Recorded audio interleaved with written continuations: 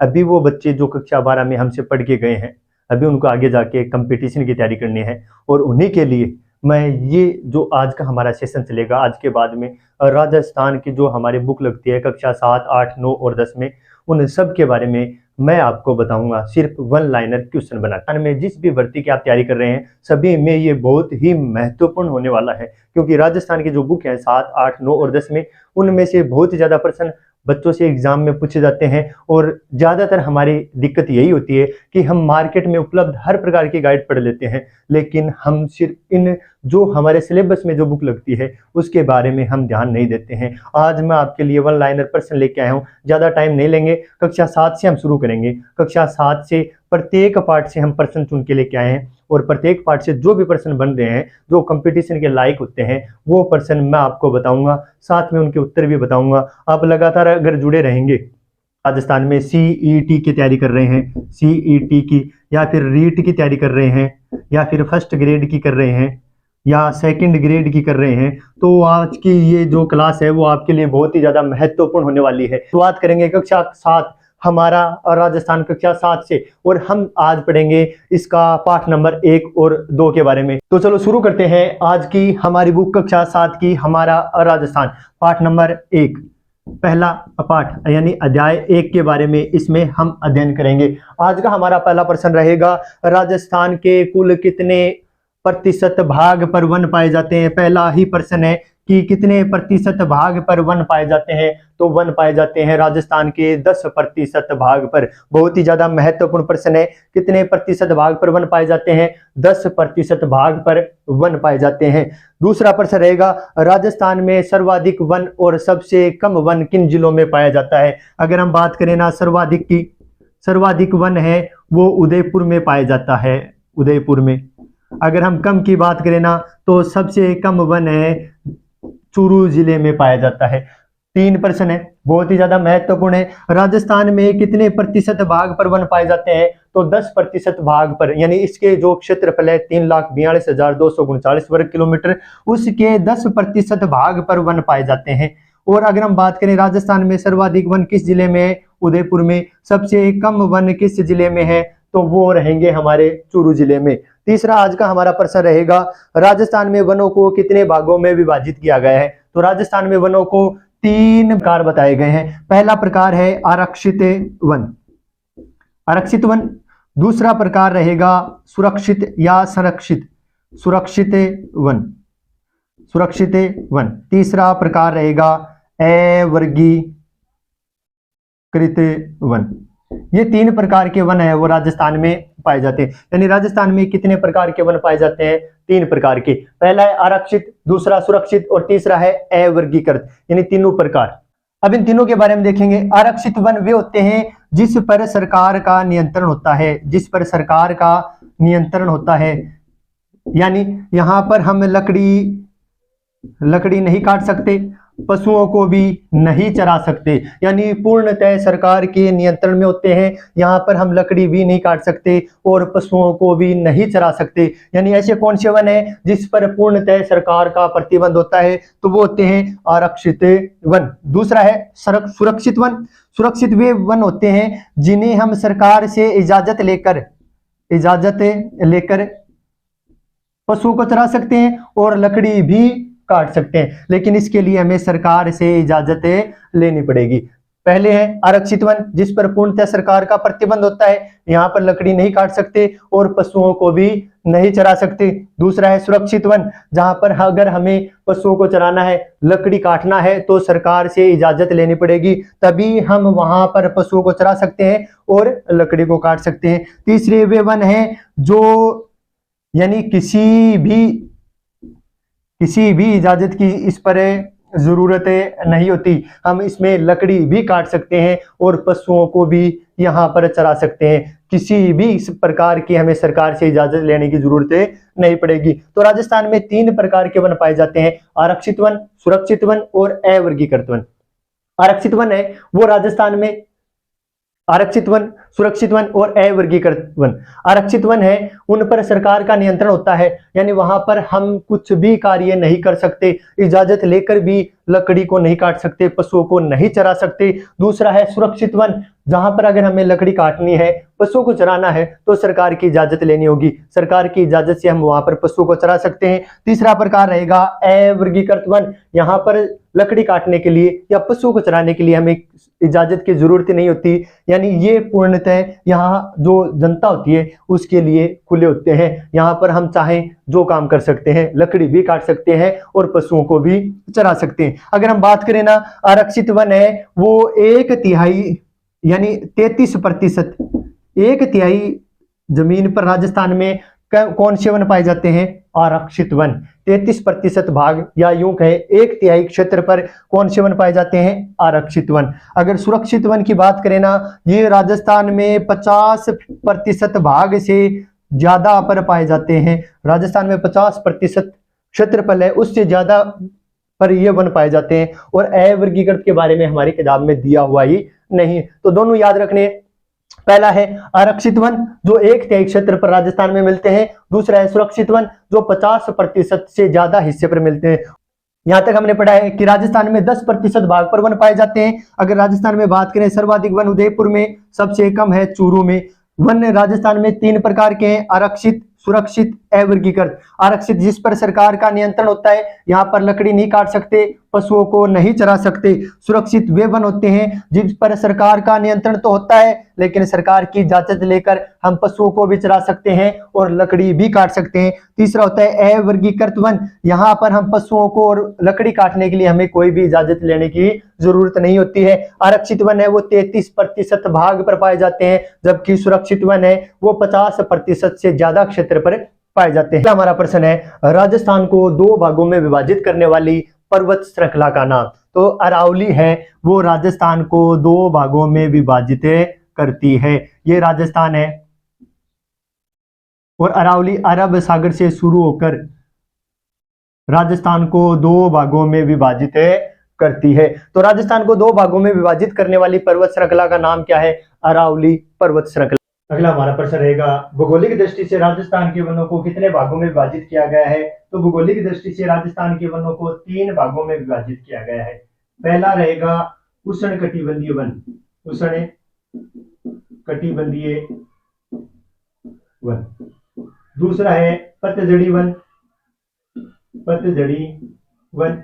और तीसरा रहेगा सदाबहार वन, सदाबहार वन। भौगोलिक दृष्टि से राजस्थान में वनों को 3 भागों में विभाजित किया गया है, उष्णकटिबंधीय वन, पतझड़ी वन और सदाबहार वन। अगर हम बात करें उष्णकटिबंधीय वनों की, उष्णकटिबंधीय वन है वो अर्ध शुष्क, जहां पर राजस्थान का क्षेत्र है जहां शुष्क और अर्ध शुष्क क्षेत्र में ये वन पाए जाते हैं। अगर हम बात करें ना, तो ये जो शेखावाटी है ना, शेखावाटी में यही वन पाए जाते हैं। शेखावाटी में चूरू, झुंझुनू और सीकर, चूरू, झुंझुनू और सीकर में ये पाए जाते हैं। अगर हम बात करें इनके अलावा जिले, जैसलमेर में यही वन पाए जाते हैं। जैसलमेर में, जैसलमेर के जस्ट नीचे है बाड़मेर, बाड़मेर में भी यही वन पाए जाते हैं। और जैसलमेर के साइड में जोधपुर है, वहीं पर भी यही वन पाए जाते हैं। तो जिले अगर याद रखने हैं ना, तो शेखावाटी में उष्णकटिबंधीय वन वहां पाए जाते हैं जहाँ की जलवायु शुष्क और अर्ध शुष्क हो, और शुष्क जलवायु और अर्ध शुष्क जलवायु है वो शेखावाटी की, जैसलमेर, बाड़मेर, जोधपुर की और जालोर की। इसके अलावा जालोर की, जालोर में भी यही वन पाए जाते हैं। तो याद रखने ये जिलों के नाम, यहाँ पर उष्णकटिबंधीय वन पाए जाते हैं। दूसरे वन की अगर हम बात करें, पतझड़ी वन, पतझड़ी वन यानी जैसे ही बाहर का मौसम आता है ये अपने पुराने पत्ते गिरा देते हैं, पत्ते गिराने के कारण ही इनको पतझड़ी वन कहते हैं। और इनका दूसरा नाम है मानसूनी वन, मानसूनी वन। याद रखना है, मानसूनी वन किसे कहते हैं? पतझड़ी वनों को ही मानसूनी वन कहते हैं। ये वन पाए जाते हैं उदयपुर, उदयपुर, डूंगरपुर, बांसवाड़ा, चित्तौड़गढ़, कोटा, बूंदी, इन जिलों में ये वन पाए जाते हैं। कौन से? मानसूनी वन। किस किस जिले में? तो मानसूनी वन पाए जाते हैं उदयपुर, डूंगरपुर, बांसवाड़ा, चित्तौड़गढ़, कोटा और बूंदी जिलों में मानसूनी वन या यूं कहे पतझड़ी वन पाए जाते हैं। अगर हम बात करें सदाबहार वन की, तो ये पहाड़ी के ऊंचे भागों में पाए जाते हैं, यानी जो पहाड़ होता है उनके ऊंचे जो भाग होते हैं वहां पर सदाबहार वन पाए जाते हैं और ये वन हमेशा हरे भरे रहते हैं। तो भौगोलिक दृष्टि से राजस्थान के वनों को 3 भागों में विभाजित किया गया है। पहला है उष्णकटिबंधीय वन, और ये वन वहां मिलते हैं जहां का मौसम, जहां की जलवायु शुष्क और अर्ध शुष्क हो। शुष्क जलवायु की अगर हम बात करें ना जैसलमेर, जोधपुर, बाड़मेर, जालोर में, और अर्ध शुष्क की अगर हम बात करें ना तो शेखावटी जैसे चूरू, झुंझुनू, सीकर में अर्ध शुष्क जलवायु है, वहां पर भी उष्णकटिबंधीय वन मिलते हैं। दूसरे हमारे पतझड़ी वन जिन्हें मानसूनी वन भी कहते हैं, और ये मिलते हैं उदयपुर, डूंगरपुर, बांसवाड़ा, चित्तौड़गढ़, कोटा और बूंदी में। तीसरे है सदाबहार वन, जो और ये पहाड़ी के ऊंचाई वाले भागों में मिलते हैं। रहेगा राजस्थान का कल्प वृक्ष या फिर राज्य वृक्ष। राजस्थान का कल्प वृक्ष किसे कहते हैं? कल्प वृक्ष या यूं कहें राज्य वृक्ष। कल्प वृक्ष या राज्य वृक्ष कहते हैं खेजड़ी को। राजस्थान का कल्प वृक्ष या फिर राज्य वृक्ष कहते हैं खेजड़ी को। और राजस्थान का राज्य पुष्प की अगर हम बात करें ना तो वो है रोहिड़े का फूल। रोहिड़े का फूल राजस्थान का राज्य पुष्प है, रोहिड़े का फूल। कल्प वृक्ष या राज्य वृक्ष खेजड़ी को कहते हैं और राजस्थान का राज्य पुष्प है रोहिड़े का फूल। अगर हम बात करें सेवण घास की, सेवण घास है वो बहुत ही ज्यादा पौष्टिक होती है और ये पाई जाती है जैसलमेर में। ये पाई जाती है जैसलमेर में। सेवण घास किस जिले में पाई जाती है? जैसलमेर में, जो बहुत ही ज्यादा पौष्टिक होती है। पढ़ा उसे एक बार रिपीट मार लेते हैं। पहले हमने पढ़ा है कि राजस्थान में कितने प्रतिशत भाग पर वन पाए जाते हैं, तो 10% भाग पर वन पाए जाते हैं। सर्वाधिक वन उदयपुर में, सबसे कम चूरू में। अगर हम बात करें राजस्थान के वनों को कितने भागों में विभाजित किया गया है? 3 भागों में। पहला है आरक्षित वन, जो सरकार के नियंत्रण में होते हैं, यहाँ पर लकड़ी काटना और पशु चराना प्रतिबंधित होता है। दूसरा है सुरक्षित वन, जहां पर अगर हम चाहें लकड़ी भी काट सकते हैं, पशुओं को भी चरा सकते हैं, लेकिन इसके लिए हमें सरकार से इजाजत लेनी होगी, उसी के बाद हम ये काम कर सकते हैं। तीसरा रहेगा अवर्गीकृत वन, जिस पर किसी भी प्रकार का कोई प्रतिबंध नहीं होता। अगर हम बात करें आगे की, तो राजस्थान को 2 भागों में विभाजित करने वाली पर्वत श्रृंखला अरावली पर्वत श्रृंखला है। अगर आगे देखें तो भौगोलिक दृष्टि से राजस्थान के वनों को 3 भागों में विभाजित किया गया है। पहला है उष्णकटिबंधीय वन, शेखावटी में मिलते हैं। इसके अलावा जैसलमेर, बाड़मेर और जोधपुर और जालोर में ये वन पाए जाते हैं। दूसरा है पतझड़ी वन, जिसे मानसूनी वन भी कहते हैं, और ये मिलते हैं उदयपुर, डूंगरपुर, बांसवाड़ा, चित्तौड़, कोटा और बूंदी में। तीसरे है सदाबहार वन, जो हमेशा हरे भरे रहते हैं और ये हमेशा पहाड़ों की ऊंचाई वाले भागों में मिलते हैं। आगे हम अगर बात करें ना तो राजस्थान का कल्प वृक्ष या राज्य वृक्ष किसे कहते हैं? खेजड़ी को कहते हैं। राजस्थान का राज्य पुष्प है रोहिड़े का फूल, और जो जैसलमेर में घास पाई जाती है उसका नाम है सेवण घास, जो पशुओं के लिए बहुत ही ज्यादा पौष्टिक होती है। नेक्स्ट हमारा प्रश्न रहेगा राजस्थान में कितने राष्ट्रीय उद्यान है? तो राजस्थान में 3 राष्ट्रीय उद्यान है। पहला है केवला देव राष्ट्रीय उद्यान, केवला देव राष्ट्रीय उद्यान। दूसरा रहेगा रणथंभौर राष्ट्रीय उद्यान। तीसरा रहेगा मुकुंदरा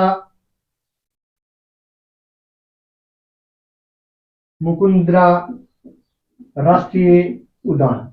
देव राष्ट्रीय उद्यान की अगर हम बात करें ना तो ये है भरतपुर जिले में, ये है भरतपुर में। केलादेव राष्ट्रीय उद्यान है, भरतपुर में है।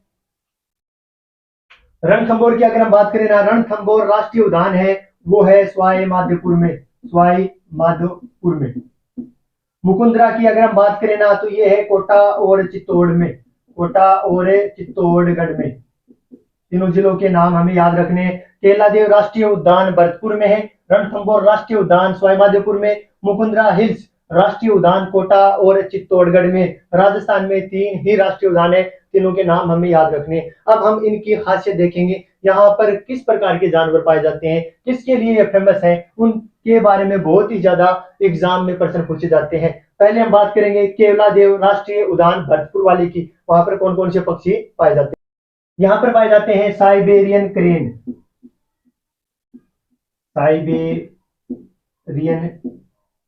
क्रेन, बगुला, बया, बटेर, ये पक्षी है वो केवलादेव राष्ट्रीय उद्यान में देखने को मिलते हैं। सबसे ज्यादा मोस्ट रहेगा साइबेरियन क्रेन, ये मिलता है केवलादेव राष्ट्रीय उद्यान में। दूसरा अगर हम बात करें रणथंभौर राष्ट्रीय उद्यान की, तो ये प्रसिद्ध है भारतीय बाघों के लिए, बहुत ही ज्यादा महत्वपूर्ण है। बाघ पाए जाते हैं यहाँ पर, मगरमच्छ पाए जाते हैं, बाघ और मगरमच्छ। इसके बारे में बहुत सी बार प्रश्न पूछा गया है कि किस राष्ट्रीय उद्यान को भारतीय बाघों का घर कहा जाता है, तो वो कहा जाता है रणथंभौर राष्ट्रीय उद्यान को भारतीय बाघों का स्वर्ग कहा जाता है, यानी उनका घर कहा जाता है। तो यहाँ पे पाए जाते हैं बाघ, मगरमच्छ, इसके अलावा भालू, सांबर और नीलगाय, ये पाए जाते हैं रणथंभौर राष्ट्रीय उद्यान में। बाघ, मगरमच्छ, भालू, सांबर, नीलगाय। हम बात करें अभ्यारण्य की, अभ्यारण्य अभय प्लस अरण्य दो शब्द से मिलकर बना है, जहां जिसका मतलब होता है भय मुक्त वन, यानी जहां पर पशु और पक्षियों को किसी भी प्रकार का भय ना हो, उसे हम अभ्यारण्य कहते हैं। भय मुक्त वन, उसे अभ्यारण्य कहते हैं। राष्ट्रीय मरुदान और वन्य जीव अभ्यारण्य है वो जैसलमेर में स्थित। देवी वन्य जीव अभ्यारण्य है वो करौली और सवाई माधोपुर में स्थित है। कमलगढ़ वन्य जीव अभ्यारण्य है वो राजसमंद, पाली और उदयपुर में स्थित है। अगर हम बात करें फुलवारी की नाल वन्य जीव अभ्यारण्य की, तो वो उदयपुर में स्थित है। अगर सरिस्का वन्य जीव अभ्यारण्य है, सरिस्का अलवर में स्थित है। अगर हम देखें टोडगढ़ रावली वन्य जीव अभ्यारण्य, तो वो राजसमंद, अजमेर और पाली में स्थित है। नेक्स्ट देखें सीता माता वन्य जीव अभ्यारण्य, ये प्रतापगढ़, चित्तौड़ और उदयपुर में स्थित है। माउंट आबू वन्य जीव अभ्यारण्य सिरोही में स्थित है। महत्वपूर्ण प्रश्न है जंगली मुर्गा। माउंट आबू वन्य जीव अभ्यारण्य में मुख्य रूप से क्या पाया जाता है, तो जंगली मुर्गा पाया जाता है। रामगढ़ विषधारी वन्य जीव अभ्यारण्य है बूंदी में, रामगढ़ विषधारी वन्य जीव अभ्यारण्य बूंदी में स्थित है। जमुआ रामगढ़ वन्य जीव अभ्यारण्य जयपुर में स्थित है। ये थे वन्य जीव अभ्यारण्य जो मैंने आपको जल्दी जल्दी बता दिया है। और आप हमारे इस चैनल पे नए हो ना, हमारे इस चैनल को सब्सक्राइब कर ले, ताकि आने वाली जो भी वीडियो है ना वो सबसे पहले आप तक पहुंचे। और इसी तरह हम कक्षा 7 से लेकर 8, 9 और 10 जो भी राजस्थान की बुक लगती है ना, उन सब के बारे में मैं आपके लिए वन लाइनर प्रश्न लेके आऊंगा, ताकि आगे आने वाले जो एग्जाम है ना उसमें हमें इन किताबों को पढ़ने के लिए कोई दिक्कत ना हो, क्योंकि ये वन लाइनर प्रश्न है ना वो हर जगह उपलब्ध नहीं होते। इसी प्रश्नों के चक्कर में पूरा का पूरा पाठ पढ़ना पड़ता है, और कुछ ऐसी भी चीजें होती हैं जो हमारे काम में नहीं आती, हमें पढ़नी पड़ती है। वन्य जीव अभ्यारण्य की बात करें ना, तो राष्ट्रीय चंबल घड़ियाल वन्य जीव अभ्यारण्य कोटा, सवाई माधोपुर में स्थित है। इसके अलावा करौली और धौलपुर में। नेक्स्ट है जवाहर सागर अभ्यारण्य स्थित है कोटा, बूंदी, चित्तौड़गढ़ में। बंद बरेठा वन्य जीव अभ्यारण्य, बंद बरेठा है भरतपुर में। नेक्स्ट अगर हम देखना भेसरोडगढ़ वन्य जीव अभ्यारण्य स्थित है चित्तौड़गढ़ में।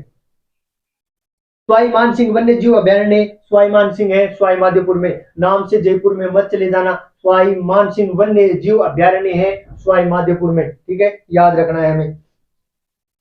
वन विहार वन्य जीव अभ्यारण्य, केसरबाग वन्य जीव अभ्यारण्य, ये दोनों ही धौलपुर में स्थित है। वन विहार और केसरबाग दोनों ही धौलपुर में स्थित है।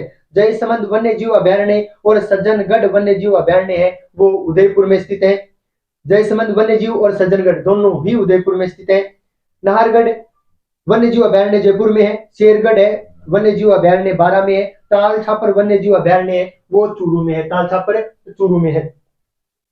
राजस्थान के कौन से वन्य जीव अभ्यारण्य बाघ संरक्षण परियोजना में शामिल है? रणथंभौर, सरिस्का और मुकुंदरा।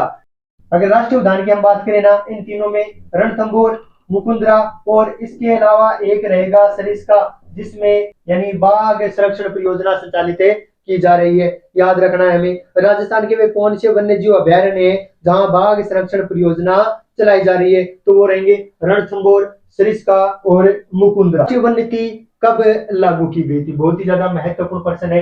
राष्ट्रीय वन नीति 1952 में लागू की गई थी, जिसके तहत हमारे यहाँ 33% भाग पर वन होने चाहिए, लेकिन नहीं है। कितने प्रतिशत भाग पर है? सिर्फ और सिर्फ 10% भाग पर वन है, लेकिन राष्ट्रीय वन नीति कहती है कि 33% भाग पर वन होने चाहिए। ये लागू हुई थी राष्ट्रीय वन नीति 1952 में।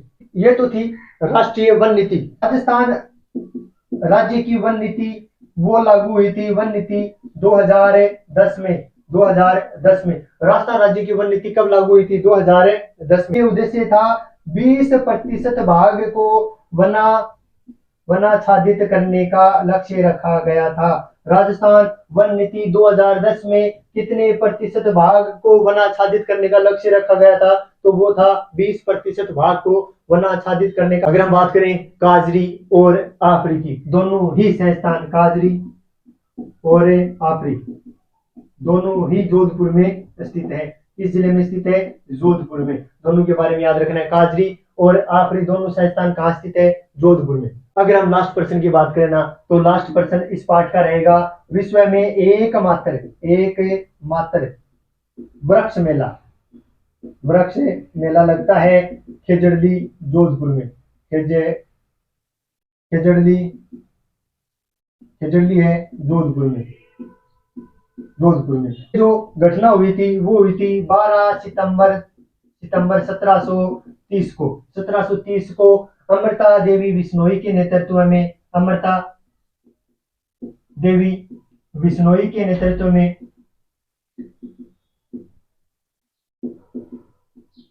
363 महिला और पुरुषों ने वनों को बचाने के लिए अपनी जान न्यौछावर की थी, अपने प्राण दिए थे वनों को बचाने के लिए। कब? 12 सितंबर 1730 को। ये मेला लगता है भाद्र शुक्ल दशमी को। याद रखना है, विश्व का एकमात्र वृक्ष मेला खेजड़ली जोधपुर में लगता है। कब लगता है? भाद्र शुक्ल दशमी को। और ये घटना कब हुई थी? 12 सितंबर 1730 को अमृता देवी बिश्नोई के नेतृत्व में 363 महिला और पुरुषों ने वनों से चिपक कर अपने प्राण दिए। ये था हमारा कक्षा 7 की हमारा राजस्थान बुक का पाठ 1। अब हम देखेंगे हमारा राजस्थान बुक का पाठ है 2, खनिज एवं ऊर्जा संसाधन। पहले तो देखो खनिज किसे कहते हैं? खनिज कहते हैं जिसकी निश्चित रासायनिक संरचना हो, जो हमारे लिए लाभकारी हो, उसे हम खनिज कहते हैं। ऊर्जा संसाधन, खनिज के बारे में, खनिज 2 प्रकार के होते हैं। एक होता है धात्विक और एक होता है अधात्विक। धात्विक मतलब जिसमें धातु मौजूद हो, अधात्विक मतलब जिसमें धातु के अंश मौजूद नहीं होते, उसे हम अधात्विक खनिज कहते हैं। और जिन खनिजों से हमें ऊर्जा मिलती है उन्हें हम ऊर्जा खनिज कहते हैं। जैसे पेट्रोल है, कोयला है, प्राकृतिक गैस है, उन्हें हम ऊर्जा खनिज कहते हैं। अगर हम बात करें राजस्थान के एकाधिकार वाले खनिज, एकाधिकार वाले खनिज है ना, तो सीसा, जस्ता, वोलेस्टोनाइट, जास्पर, इन खनिजों में राजस्थान का एकाधिकार है। सीसा, जस्ता, वोलेस्टोनाइट और जास्पर, इन खनिजों में राजस्थान का एकाधिकार है। सीसा जस्ता की अगर हम बात करें तो राजस्थान में सीसा जस्ता सबसे ज्यादा मिलता है उदयपुर और भीलवाड़ा में। राजस्थान में सबसे ज्यादा सीसा और जस्ता मिलता है उदयपुर और भीलवाड़ा में। और राजस्थान में अगर हम देखें सीसा जस्ता शोधक संयंत्र, ये है चंदेरिया चित्तौड़गढ़ में। याद रखना है, राजस्थान में सीसा जस्ता शोधक संयंत्र किस जगह है? चंदेरिया चित्तौड़गढ़ में। अगर हम बात करें जस्ता शोधक संयंत्र, तो ये है देवारी उदयपुर में। दोनों ही याद रखना है। राजस्थान में सीसा जस्ता शोधक संयंत्र है चंदेरिया चित्तौड़गढ़ में, जबकि जस्ता शोधक संयंत्र है वो देवारी उदयपुर में है। तांबा की अगर हम बात करें ना, तांबा तो सबसे ज्यादा निकलता है खेतड़ी है झुंझुनू में। इसके अलावा अलवर और सीकर, 3 जगह है जहां पर सबसे ज्यादा अब अगर हम बात करें ऊर्जा खनिज की, ऊर्जा खनिज 2 प्रकार के होते हैं। एक तो होता है परंपरागत और एक होता है गैर परंपरागत। परंपरागत की अगर हम बात करें ना तो कोयला, पेट्रोल और प्राकृतिक गैस, ये परंपरागत ऊर्जा संसाधन है। जबकि गैर परंपरागत की हम बात करें ना तो सौर ऊर्जा, पवन ऊर्जा, बायोगैस, बायोमास, ज्वारीय ऊर्जा, ये गैर परंपरागत स्रोत हैं। ऊर्जा खनिज 2 प्रकार के होते हैं, परंपरागत और गैर परंपरागत। परंपरागत में कोयला, पेट्रोल, प्राकृतिक गैस, जबकि गैर परंपरागत में होते हैं सौर ऊर्जा, पवन ऊर्जा, बायोगैस, बायोमास और ज्वारीय ऊर्जा। कोयले की अगर हम बात करें तो राजस्थान में कोयले के प्रकार जो पाया जाता है वो है लिग्नाइट, यानी राजस्थान में लिग्नाइट प्रकार का कोयला पाया जाता है और ये पाया जाता है पलाना,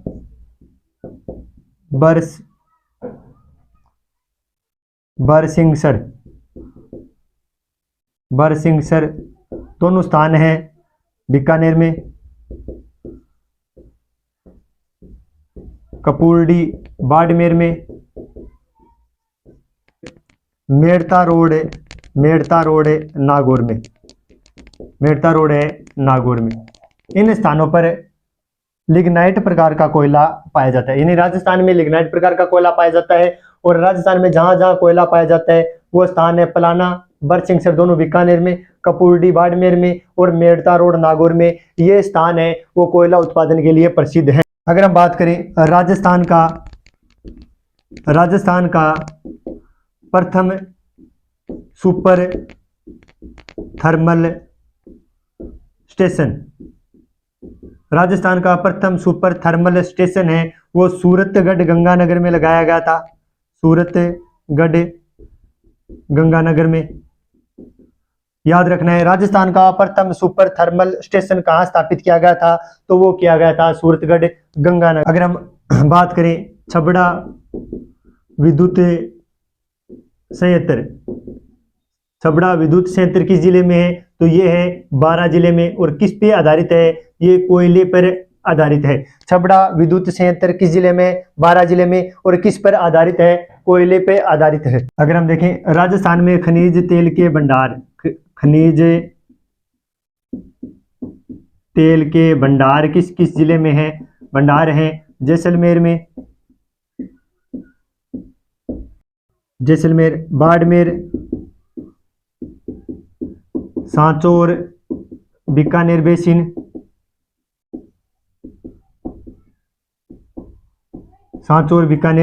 में खनिज तेल पाया जाता है। राजस्थान में खनिज तेल के भंडार है जैसलमेर, बाड़मेर और सांचौर, बीकानेर बेसिन। अगर हम देखें राजस्थान में गैस के भंडार हैं घोटारू में, कमलीताल में, मनिहारी टिब्बा,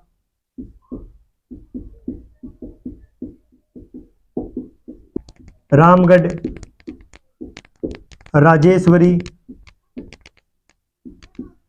डांडेवाला। इन स्थानों पर गैस के भंडार हैं। राजस्थान में गैस के भंडार घोटारू में है, कमलीताल है, तनोट है, मनिहारी टिब्बा है, रामगढ़ है, राजेश्वरी है और डांडेवाला है। राजस्थान में खनिज तेल के क्षेत्र कौन कौन से हैं? राजस्थान में खनिज तेल मोस्ट है ये खनिज तेल के क्षेत्र, सादेवाला, जैसलमेर, बीकानेर में, बागेवाला बीकानेर में और ऐश्वर्या मंगला ये है बाड़मेर में। याद रखना है सादेवाला जैसलमेर में, बागेवाला बीकानेर में, ऐश्वर्या मंगला है बाड़मेर में। अगला हमारा प्रश्न रहेगा जैसलमेर के रामगढ़ में जैसलमेर के रामगढ़ में तथा बारा के अंता में जो विद्युत ग्रह है वो किस पर आधारित है, तो वो है गैस पर आधारित। हमारा प्रश्न रहेगा, राजस्थान में स्थित